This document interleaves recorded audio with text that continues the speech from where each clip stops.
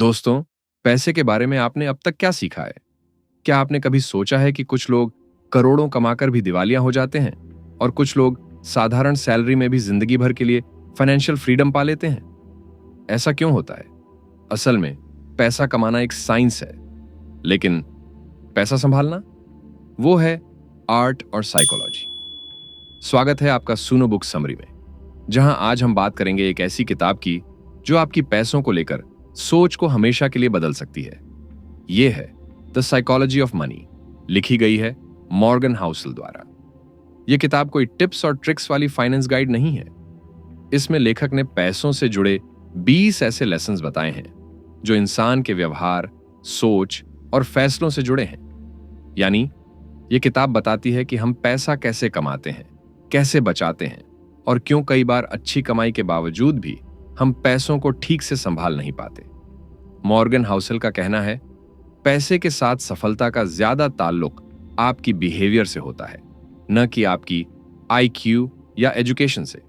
यानी कोई कितना पढ़ा लिखा है, उससे ज्यादा फर्क इस बात से पड़ता है कि वो अपने पैसों को लेकर कैसा सोचता है, कैसा महसूस करता है और कैसे डिसीजन लेता है। इस किताब में आपको मिलेंगे वो इनसाइट्स जो आप शायद किसी फाइनेंस क्लास में ना सीख पाए। तो चलिए शुरू करते हैं इस शानदार सफर को, जहां हम समझेंगे कि पैसे की असली साइकोलॉजी क्या है और कैसे हम अपनी सोच को बदलकर एक बेहतर फाइनेंशियल लाइफ की ओर बढ़ सकते हैं। क्या आपने कभी सोचा है कि कुछ लोग शेयर मार्केट से डरते हैं तो कुछ लोग उसे कमाई का सबसे बड़ा जरिया मानते हैं? कुछ लोग पैसा मिलने के बाद उसे बचाते हैं तो कुछ लोग उसी वक्त खर्च कर देते हैं। ऐसा क्यों होता है? क्योंकि हम सब पैसे को अपने अपने नजरिए से समझते हैं और यह नजरिया बना है हमारी जिंदगी के अनुभवों से। मॉर्गन हाउसल कहते हैं, कोई भी इंसान पैसा सिर्फ आंकड़ों के आधार पर नहीं समझता, वो समझता है अपने अनुभवों से। सोचिए, एक इंसान जो 1970 के दशक में अमेरिका में पैदा हुआ, उसने अपने बचपन और जवान होने के दिनों में शेयर मार्केट की अस्थिरता और गिरावट देखी। उस वक्त मार्केट बार बार नीचे जाता था, कई कंपनियां दिवालिया हो जाती थीं और आर्थिक अनिश्चितता बहुत ज्यादा थी। ऐसे माहौल में बड़ा होने वाला इंसान निवेश को हमेशा जोखिम भरा समझेगा। उसके लिए पैसे लगाना मतलब हो सकता है बड़ा नुकसान, और इसलिए वह ज्यादा सतर्क या डर के साथ निवेश करेगा। उसकी सोच में निवेश का मतलब होगा खतरा, अनिश्चितता और हानि। वहीं दूसरी तरफ अगर कोई इंसान 1990 के दशक में बड़ा हुआ, जब शेयर मार्केट ने लंबे समय तक लगातार बढ़त दिखाई और लोगों को अच्छे खासे रिटर्न मिले, तो उसकी सोच निवेश को एक शानदार मौका समझेगी। उसने देखा होगा कि जो लोग शेयर मार्केट में पैसा लगाते हैं वे धीरे धीरे अमीर बनते हैं, इसलिए उसके लिए निवेश जोखिम नहीं बल्कि अवसर है। वह निवेश को लेकर आत्मविश्वासी होगा और सोचता होगा कि पैसा बढ़ाने का यही सबसे सही तरीका है। इससे पता चलता है कि हमारी आर्थिक सोच और व्यवहार बहुत हद तक हमारे अनुभवों और उस समय के आर्थिक माहौल पर निर्भर करता है जिसमें हम बड़े होते हैं। इसलिए दो लोग एक ही पैसे और निवेश की स्थिति को पूरी तरह अलग नजरिए से देख सकते हैं, सिर्फ इसलिए क्योंकि उनकी जिंदगी के शुरुआती अनुभव अलग रहे। यही कारण है कि पैसे के बारे में हमारी सोच पूरी तरह तर्क या गणित पर आधारित नहीं होती, बल्कि हमारी व्यक्तिगत कहानी, अनुभव और वातावरण उस पर गहरा असर डालते हैं। यानी हम लोग पैसा तर्क से नहीं, भावनाओं और अनुभवों से समझते हैं। अब एक और दिलचस्प बात, दो लोग बिल्कुल एक जैसी फाइनेंशियल स्थिति में हो सकते हैं, लेकिन उनका डिसीजन अलग होगा। एक लॉटरी में मिले पैसों को बचा लेगा, दूसरा उसी पैसे को एक हफ्ते में खर्च कर देगा। क्यों? क्योंकि उनकी मनी हिस्ट्री अलग है। हो सकता है एक ने बचपन में तंगी देखी हो और सीखा हो कि पैसा बचाना जरूरी है, और दूसरे ने अचानक पैसे का स्वाद चख लिया और लगा कि जिंदगी का मजा लेना चाहिए। मॉर्गन कहते हैं, फाइनेंस ऐसा फील्ड है जिसमें लोग गलत नहीं होते, वो बस अलग होते हैं। हमारी जनरेशन, अपब्रिंगिंग, समाज, आर्थिक हालात, ये सब मिलकर हमारी मनी साइकोलॉजी को बनाते हैं। इसलिए कोई भी एक यूनिवर्सल पैसा संभालने का रूल सब पर फिट नहीं बैठता। तो जब आप खुद को या किसी और को पैसे से जुड़े फैसले लेते देखें तो जज मत कीजिए। ये समझिए कि हर कोई अपनी कहानी के हिसाब से सोचता है। इस किताब का सबसे पहला और सबसे जरूरी लेसन यही है, पैसा सिर्फ नंबरों का खेल नहीं है। ये इंसानी सोच, डर, उम्मीद और अनुभवों का मिश्रण है। आपने ये जरूर सुना होगा, जो मेहनत करता है वही सफल होता है। लेकिन मॉर्गन हाउसल कहते हैं, यह सच का सिर्फ आधा हिस्सा है। असलियत यह है कि जिंदगी में किस्मत और जोखिम यानी रिस्क भी उतनी ही बड़ी भूमिका निभाते हैं जितनी मेहनत या बुद्धि। और यह बात पैसा कमाने और संभालने में भी लागू होती है। उदाहरण के तौर पर बिल गेट्स का नाम कौन नहीं जानता। वो दुनिया के सबसे बड़े टेक्नोलॉजिकल इनोवेटर्स और माइक्रोसॉफ्ट के संस्थापक हैं। लेकिन क्या आप जानते हैं कि बिल गेट्स ने जिस स्कूल में पढ़ाई की, वह उस समय अमेरिका के उन बहुत ही चुनिंदा स्कूलों में से एक था जहां 27वीं दशक में बच्चों को कंप्यूटर तक पहुंच दी जाती थी। उस दौर में कंप्यूटर बहुत ही महंगे और दुर्लभ थे और ज्यादातर स्कूलों में उनकी कोई सुविधा नहीं थी। इसलिए बिल गेट्स को बचपन से ही कंप्यूटर का एक्सेस मिला, जिसने उनकी रुचि और स्किल्स को बढ़ावा दिया। उनके क्लासमेट केंट एवंस भी उतने ही होनहार और मेहनती थे। केंट भी कंप्यूटर और टेक्नोलॉजी में बहुत अच्छी पकड़ रखते थे और दोनों ने साथ में कई प्रोजेक्ट्स पर काम किया। लेकिन एक दुखद घटना हुई। पहाड़ चढ़ते समय केंट एवंस की मौत हो गई। वह उस बड़ी कंपनी को शुरू करने से पहले ही दुनिया से चले गए, जो शायद वह बिल गेट्स के साथ मिलकर बना सकते थे। इस घटना से हमें क्या सीख मिलती है? पहली, बिल गेट्स की सफलता में केवल टैलेंट या मेहनत ही नहीं, बल्कि किस्मत और सही समय पर सही अवसर की भी बड़ी भूमिका थी। दूसरी, वहीं केंट एवंस की असफलता उनकी कोई गलती नहीं थी, बल्कि एक दुर्भाग्यपूर्ण घटना थी जो किसी के हाथ में नहीं थी। यानी जब हम किसी की सफलता को देखकर सिर्फ उनकी मेहनत या टैलेंट की तारीफ करते हैं, तो हम ये भूल जाते हैं कि हर इंसान के पास समान परिस्थितियां या मौके नहीं होते। सफलता में मेहनत के साथ साथ मौका, परिस्थिति और कभी-कभी किस्मत भी बराबर मायने रखती है। इसलिए हमें दूसरों की सफलता को देखकर जलन या कमतर महसूस करने के बजाय समझना चाहिए कि हर किसी की यात्रा अलग होती है और हर सफलता के पीछे अनजाने कई कारक होते हैं। कभी-कभी अच्छा फैसला भी बुरा नतीजा ला सकता है और बुरा फैसला भी अच्छा साबित हो सकता है, सिर्फ किस्मत या जोखिम की वजह से। अब सोचिए, अगर कोई शेयर मार्केट में पैसे लगाता है और अचानक मार्केट क्रैश हो जाता है, तो क्या इसका मतलब यह है कि उसका डिसीजन गलत था? जरूरी नहीं। हो सकता है उसने सारी रिसर्च करके सही वक्त पर इन्वेस्ट किया हो, लेकिन उसके बाद जो भी हुआ वो उसके कंट्रोल में नहीं था। इसीलिए दूसरों की सफलता या असफलता को ना पूरी तरह किस्मत कहिए और ना पूरी तरह टैलेंट। सच्चाई इन दोनों के बीच कहीं होती है। अब एक और जरूरी बात, जब आप दूसरों की जिंदगी को देखकर खुद को कंपेयर करते हैं, तो आप उनकी किस्मत और रिस्क को नजरअंदाज कर देते हैं।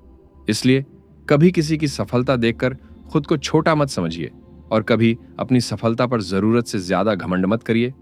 Respect luck, respect risk. और यही सोच हमें एक बैलेंस्ड, ग्राउंडेड और समझदार इंसान बनाती है, खासकर पैसे के मामलों में। दोस्तों, अगर मैं आपसे पूछूं कि दुनिया के सबसे अमीर इंसानों में से एक वॉरेन बफेट की असली ताकत क्या है, तो शायद आप कहेंगे उनकी समझदारी, निवेश का हुनर या उनका धैर्य। लेकिन मॉर्गन हाउसल कहते हैं, वॉरेन बफेट की असली ताकत है उनका समय के साथ टिके रहना। वॉरेन बफेट ने 11 साल की उम्र में निवेश करना शुरू किया था और 90 साल की उम्र तक वो लगातार इन्वेस्ट करते रहे। उन्होंने अपनी जिंदगी में 80 साल से ज्यादा का समय कंपाउंडिंग को दिया और यही उनकी सबसे बड़ी ताकत बन गई। वॉरेन बफेट की कुल संपत्ति का 90% हिस्सा उन्होंने 60 की उम्र के बाद कमाया। मतलब उन्होंने कोई जादुई तरीका नहीं अपनाया, बल्कि एक सीधा साधा रूल फॉलो किया, जल्दी शुरू करो और लंबे समय तक टिके रहो। अब समझते हैं कंपाउंडिंग होता क्या है। कंपाउंडिंग यानी ब्याज पर ब्याज। अगर आप 100 रुपए को 10% सालाना के हिसाब से इन्वेस्ट करते हो, तो पहले साल के अंत में आपके पास 110 रुपए होंगे। दूसरे साल में आपको 10% सिर्फ 100 रुपए पर नहीं, बल्कि 110 रुपए पर लगेगा। पूरे 110 रुपए पर मिलेगा, यानी 11 रुपए, और कुल बनेंगे 121 रुपए। और यही प्रोसेस हर साल रिपीट होता है। पहले कुछ साल में यह ग्रोथ छोटी लगती है, लेकिन जैसे जैसे समय बीतता है, ये छोटी ग्रोथ एक एक्सपोनेंशियल ग्रोथ में बदल जाती है। मॉर्गन हाउसल इसे कंपेयर करते हैं बर्फ के गोले से, जो जैसे जैसे पहाड़ से नीचे गिरता है, उसमें और बर्फ चिपकती जाती है और वो बड़ा और तेज होता चला जाता है। कंपाउंडिंग भी ऐसा ही है, लेकिन इसमें सबसे बड़ी समस्या यह है कि लोग धैर्य नहीं रखते। आज का इंसान जल्दी पैसा कमाना चाहता है। आज इन्वेस्ट किया, कल रिटर्न्स चाहिए। लेकिन कंपाउंडिंग एक धीमी प्रक्रिया है जो वक्त लेती है। Great things come from small beginnings, लेकिन सिर्फ तब जब आप उन्हें टाइम देते हैं। असली अमीरी रातों रात नहीं आती, वो धीरे धीरे बनती है। डिसिप्लिन, कंसिस्टेंसी और पेशेंस, यही कंपाउंडिंग के असली इंग्रेडिएंट्स हैं। एक शानदार उदाहरण लेते हैं। अगर आप हर महीने सिर्फ 5,000 रुपये इन्वेस्ट करते हैं और 12% सालाना रिटर्न पाते हैं, तो 30 साल में ये 5,000 रुपये हर महीने 1.5 करोड़ से भी ज्यादा बन सकता है, सिर्फ कंपाउंडिंग की ताकत से। तो अगली बार जब आप छोटे रिटर्न्स देखकर निराश हों, तो याद रखें, कंपाउंडिंग धीमी होती है, लेकिन जब असर दिखाती है तो जिंदगी बदल देती है। आपने कभी किसी महंगे कार, बड़ा बंगला या ब्रांडेड कपड़ों वाले इंसान को देखकर सोचा है, वाह कितना अमीर आदमी है? लेकिन मॉर्गन हाउसल हमें यहां एक गहरा लेसन देते हैं। अमीर दिखना और वाकई अमीर होना, ये दो अलग चीजें हैं। देखिए, कोई इंसान जब महंगी गाड़ी चला रहा होता है या लग्जरी होटल में रह रहा होता है, तो वो हमें दिखा रहा होता है पैसा खर्च करना, ना कि वेल्थ बनाना। असल में वेल्थ वो होती है जो दिखती नहीं है, जो खर्च नहीं की जाती, बल्कि जो बचाई जाती है और जो समय के साथ बढ़ती है। उदाहरण के लिए मान लीजिए, एक आदमी 1 करोड़ की कार खरीदता है। आप उसकी कार देखकर कहेंगे, वह कितना अमीर है। लेकिन हो सकता है उसके अकाउंट में सिर्फ 5 लाख रुपए बचे हों और बाकी उसने लोन लेकर खरीदी हो। दूसरी तरफ एक ऐसा इंसान है जो मामूली कार चलाता है, साधारण कपड़े पहनता है, लेकिन हर महीने डिसिप्लिन्ड इन्वेस्टिंग करता है और करोड़ों की वेल्थ बना चुका है। लेकिन वो किसी को दिखता नहीं। एक सिर्फ ध्यान खींचता है, दूसरा फाइनेंशियल इंडिपेंडेंस की ओर बढ़ रहा होता है। किताब में एक बहुत सुंदर कोट है, rich is what you see, wealth is what you don't. और यही वजह है कि आज की दुनिया में बहुत सारे लोग अमीर दिखने की दौड़ में लगे रहते हैं ताकि दूसरों को इंप्रेस कर सकें, लेकिन उस चक्कर में वो असली वेल्थ बनाना भूल जाते हैं। अब एक सवाल, क्या आपने कभी खुद से पूछा है कि आप पैसा क्यों चाहते हैं? अक्सर इसका जवाब होता है, ताकि जो चाहें वो खरीद सकें, जैसा चाहें वैसा रह सकें, जब चाहें छुट्टी ले सकें। यानी हमें फ्रीडम चाहिए। और असली वेल्थ वही है जो हमें ये फ्रीडम देती है, खर्च नहीं करने से, बचाने और इन्वेस्ट करने से। तो अगली बार जब आप किसी को महंगी चीजों के साथ देखें, तो ये मत सोचिए कि वो बहुत अमीर है, बल्कि सोचिए उसने कितना खर्च किया है और उसके पास कितना बचा होगा। दोस्तों, दिखावा करना आसान है, लेकिन वेल्थ बनाना वो समझदारी और धैर्य मांगता है। तो अमीर दिखने की कोशिश छोड़ो और सच में वेल्थी बनो। आजकल ज्यादातर लोग इसी दौड़ में लगे होते हैं, ज्यादा कैसे कमाएं, कैसे सैलरी बढ़े, कौन सा नया इनकम सोर्स शुरू करें। यह सब जरूरी है, लेकिन मॉर्गन हाउसल हमें एक बहुत बड़ा और गहरा सच बताते हैं। आप कितना कमाते हो, उससे ज्यादा जरूरी है कि आप कितना बचाते हो। और यही बनता है सेविंग, यानी आपकी फाइनेंशियल सुपर पावर। अब सोचिए, अगर कोई इंसान 1 लाख रुपए महीना कमाता है और 90,000 खर्च कर देता है, और दूसरा 50,000 कमाता है लेकिन 15,000 बचा लेता है, तो असली ताकत किसके पास है? दूसरे इंसान के पास, क्योंकि उसके पास फ्लेक्सिबिलिटी है, सुरक्षा है और फ्रीडम है। वेल्थ वो है जो आप देख नहीं सकते, और सेविंग ही उसकी बुनियाद है। अब यह समझना बहुत जरूरी है कि हम सेविंग्स क्यों करते हैं। लोग अक्सर सेविंग्स को इमरजेंसी के लिए जोड़ते हैं, जैसे बीमारी, जॉब लॉस या किसी मुसीबत के समय के लिए। यह सही है, लेकिन सेविंग्स की असली ताकत इससे कहीं ज्यादा है। सेविंग आपको फ्रीडम देती है, अपने लिए फैसले लेने की, बुरे बॉस को छोड़ने की, जब चाहो ब्रेक लेने की, अपने पैशन को परस्यू करने की। यानी पैसा बचाना सिर्फ सिक्योरिटी नहीं, एक आजादी है। और अच्छी बात यह है कि सेविंग के लिए आपको करोड़ों की इनकम नहीं चाहिए। You can build wealth without a high income, but you have no chance without a high savings rate. अब एक और बड़ी बात, लोग सोचते हैं कि सेविंग करने के लिए बहुत डिसिप्लिन चाहिए या किसी बड़ी फाइनेंशियल नॉलेज की जरूरत है। लेकिन नहीं, सेविंग करना एक मानसिक आदत है जो इस सोच से शुरू होती है कि मुझे हर चीज अभी नहीं चाहिए। मैं शॉर्ट टर्म लग्जरी के बदले लॉन्ग टर्म फ्रीडम को चुनता हूं, सेविंग यानी सेल्फ कंट्रोल। और ये कंट्रोल ही आपको सबसे बड़ा फायदा देता है, मेंटल पीस, कॉन्फिडेंस और ऑप्शंस। तो सिर्फ ज्यादा कमाने की मत सोचो, ज्यादा बचाने की आदत डालो, क्योंकि वही आपकी असली ताकत है। पैसे के मामले में अक्सर हम सोचते हैं कि सही फैसला वही होगा जो पूरी तरह से रैशनल यानी तर्क संगत हो, लेकिन यह जरूरी नहीं कि जो बिल्कुल लॉजिक पर खरा उतरे वही हमारे लिए सबसे अच्छा हो। असल में रीजनेबल होना रैशनल होने से ज्यादा जरूरी है। मतलब क्या? कभी कभी आपकी इमोशनल स्थिति, आपकी जीवन की प्रायोरिटीज, आपकी कंफर्ट जोन को ध्यान में रखना जरूरी होता है। जो फैसला आपकी जिंदगी में आपको मानसिक शांति और खुशी दे, वो बेहतर होता है।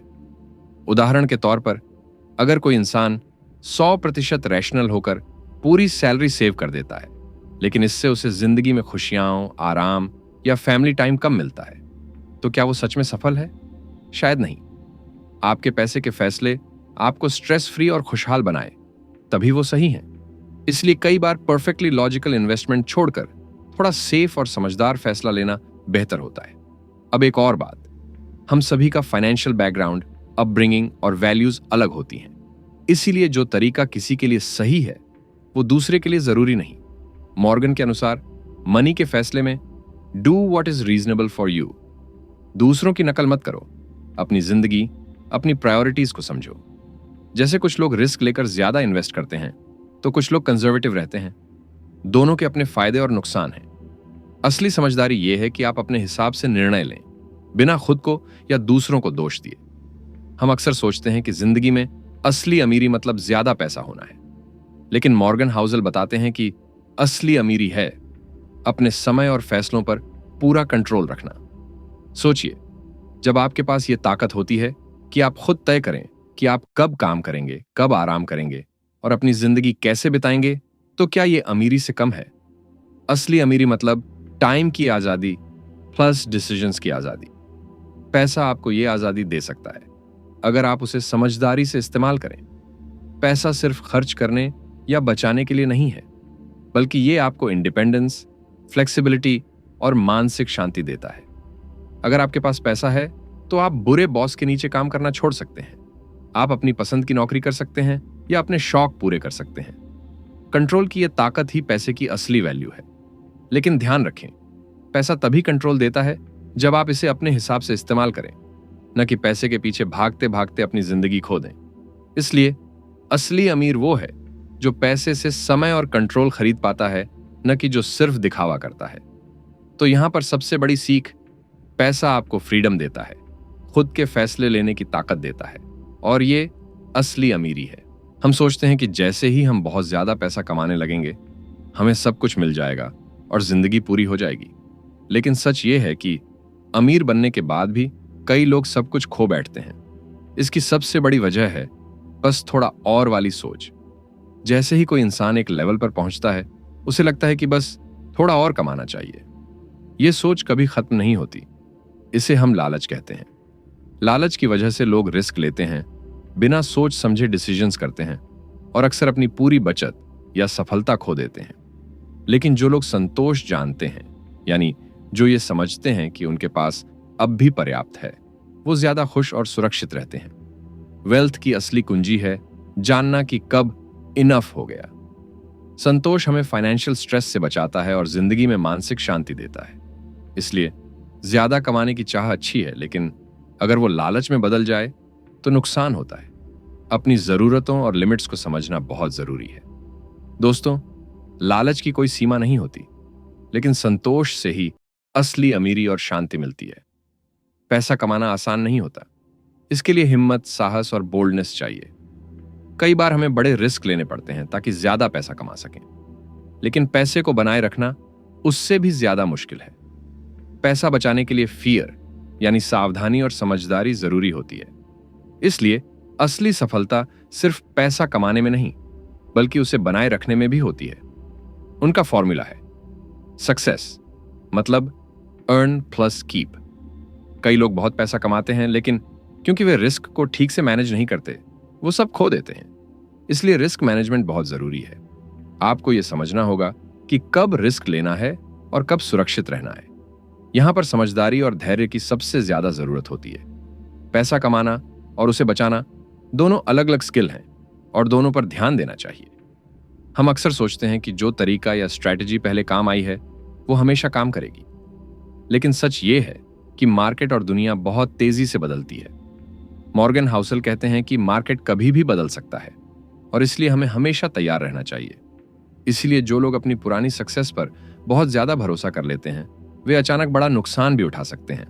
इसीलिए सबसे जरूरी बात है फ्लेक्सिबिलिटी रखना, यानी समय के अनुसार अपनी प्लानिंग और स्ट्रेटजीज को बदलने के लिए तैयार रहना। एक और बात, जब आप भविष्य की प्लानिंग करते हैं तो आपको मार्जिन ऑफ एरर यानी गलती की गुंजाइश जरूर रखनी चाहिए। क्यों? क्योंकि भविष्य पूरी तरह प्रिडिक्टेबल नहीं होता। अगर आपने अपनी योजना में थोड़ी जगह छोड़ी होगी तो मुश्किल वक्त में आप बेहतर तरीके से मैनेज कर पाएंगे। जो लोग अपनी प्लानिंग में फ्लेक्सिबिलिटी रखते हैं वे लंबे समय तक सफल होते हैं। हम अक्सर अपने पैसे के फैसले जल्दबाजी में लेते हैं क्योंकि शॉर्ट टर्म में मार्केट का उतार चढ़ाव हमें परेशान करता है। शॉर्ट टर्म की आवाज यानी नॉइज को इग्नोर करना सीखो। जो लोग लंबी अवधि के लिए सोचते हैं वही असली धनवान बनते हैं। पेशेंस यहां सबसे बड़ी ताकत है। उदाहरण के तौर पर SIP यानी सिस्टमैटिक इन्वेस्टमेंट प्लान, जो आपको हर महीने थोड़ी थोड़ी सेविंग करके धीरे धीरे बड़ा धन बनाने में मदद करता है। या फिर रिटायरमेंट प्लानिंग, अगर आप अभी से थोड़ा थोड़ा बचत करते रहो तो भविष्य में आपको आरामदायक जिंदगी मिलती है। वेल्थ ग्रोज ओवर टाइम और समय ही आपकी सबसे बड़ी दोस्त है। इसलिए जल्दी पैसा कमाने या जल्दी अमीर बनने के चक्कर में मत पड़ो। धीरज रखो, सही प्लानिंग करो और अपने गोल्स को लंबे समय तक बनाए रखो। लंबे समय की सोचो, शॉर्ट टर्म के शोर को नजरअंदाज करो और धैर्य रखो।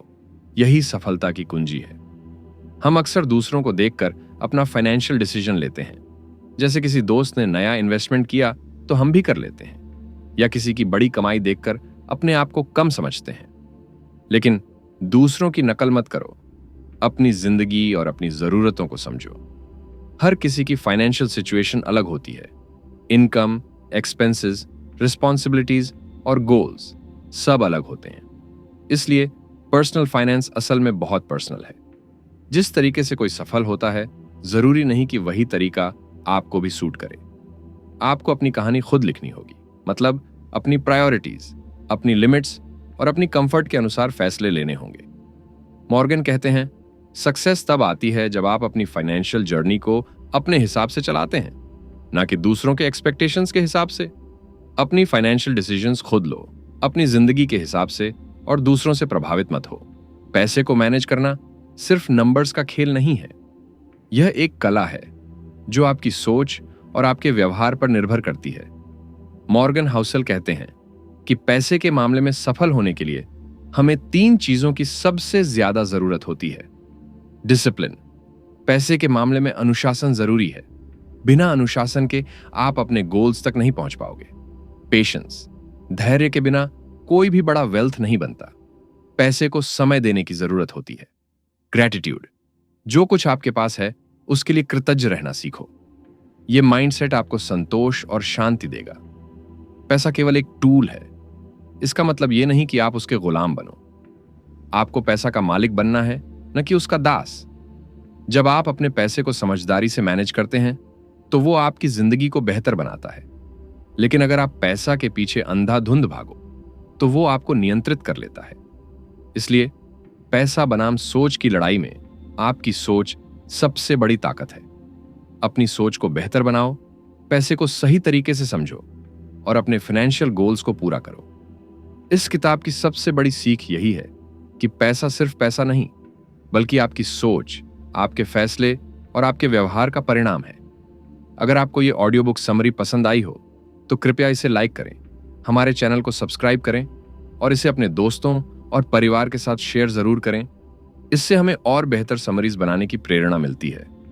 हम अगले वीडियो में मिलेंगे एक और जिंदगी बदलने वाली किताब के साथ, जो आपकी सोच और जीवन को बेहतर बनाएगी। आपके समय और समर्थन के लिए बहुत बहुत धन्यवाद।